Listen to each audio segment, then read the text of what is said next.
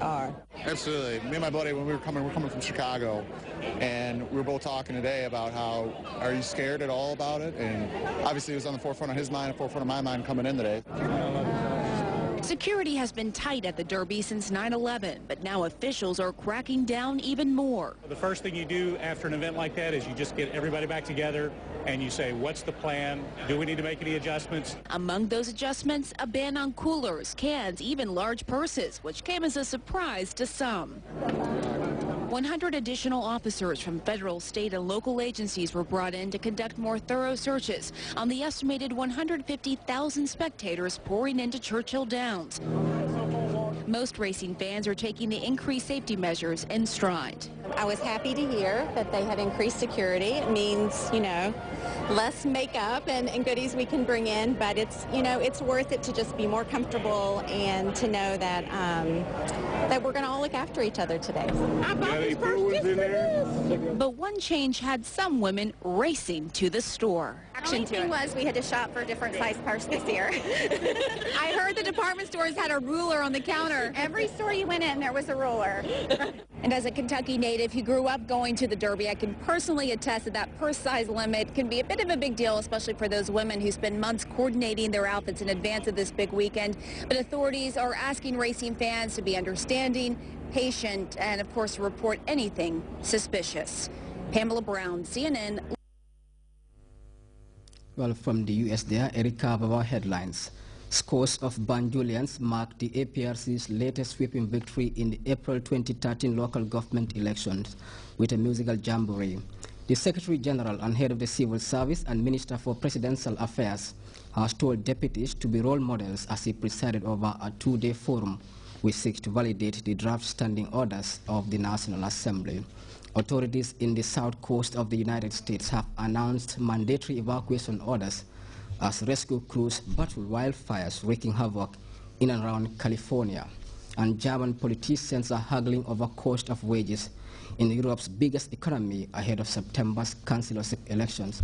Well, that's all in this edition of the news. Thanks for your time and stay tuned to GRTS and enjoy our programs. Meantime, see you at 10 p.m. for another newscast. Bye-bye.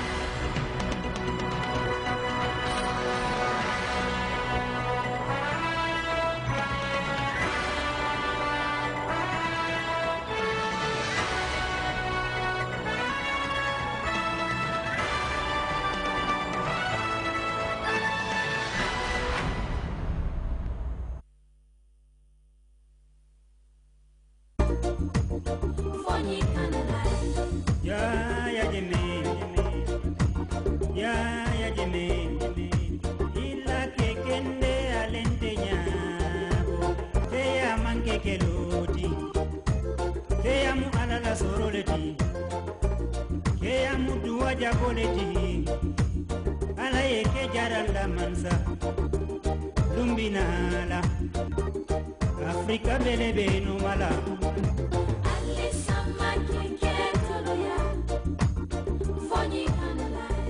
Na bi programme nga minul jia wollam Ministry of Agriculture multi inata nan jang itol kamama minto wollam nyimbe yam maliandola katabula fo na naki do ko wolto wokamala fanan nata kafu jamal fanan jia jang min yalno koy bota banko dula mu me beleto. I think in short, Farujata, Amite Kati, sa wagrefe na trop. Si gata lumo wone ni moy.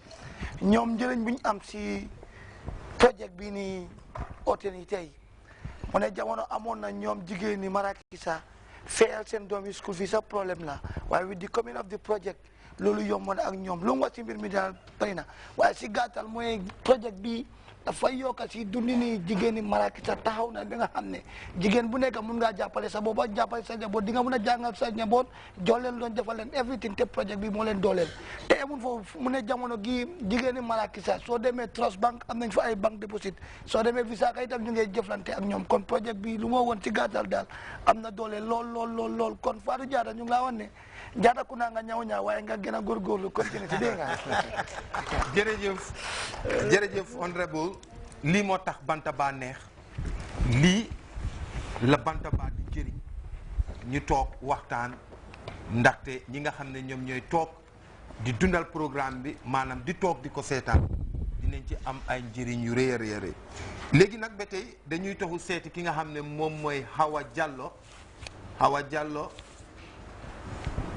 mu wax ak suñ mbokki alpulaar yi. assalamu alaikum. Miɗo salmina mbolo ngo min Hawa Jallow. Jippin may ko seeda hunde ko ma Jamagel Sabat Sandial North Bank Region. Min haaldata e mon min woni président Pompino. Min Hawa min ɗon salmina directeur amen o e leydi Sagnan Mr Diouf Ousmane Diédhiou Sirif Sagnan ɗo salmina Ablaye Touré e fof minen no minen idori Péri Oban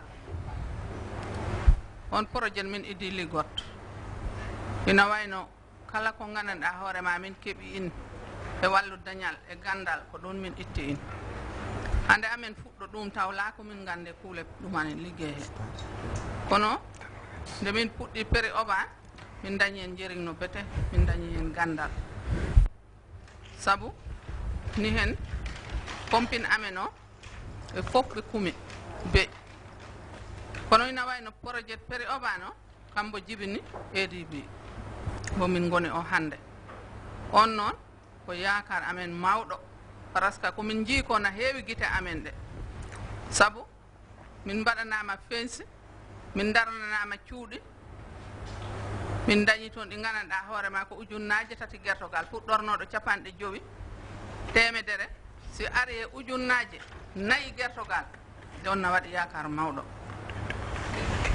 min dañi toon office min dañi toon magasinaji min gaddanama bagage jarire min gaddanama ñaamire min mbaɗanama toon woyndu min mbaɗanama toon office min mbaɗanama toon katani ina wayno min mbaɗanama toon duuseji ɗum fof waɗama toon joni nayno ko ñamde nde heddi e gertoɗe ɗe ɗon noon ɗon na dow yettere Allah e nula ɗum saabu ɗum na heewi guite amen ɗe ina wayno ko yakar mawɗo kono ha joni il faut wiyano waktu amen o heewani kono il faut min jetta président sabu sa yii dillere nde fof ko dillini nde ko ɓuuri doole sa yii min dañi projet Péri Oban o mbo huuɓi min dañi ADB ko président moƴƴo taki in président moƴƴo kala ko yi to leyɗe ɗeɗo yaata mboyin miijani Gambia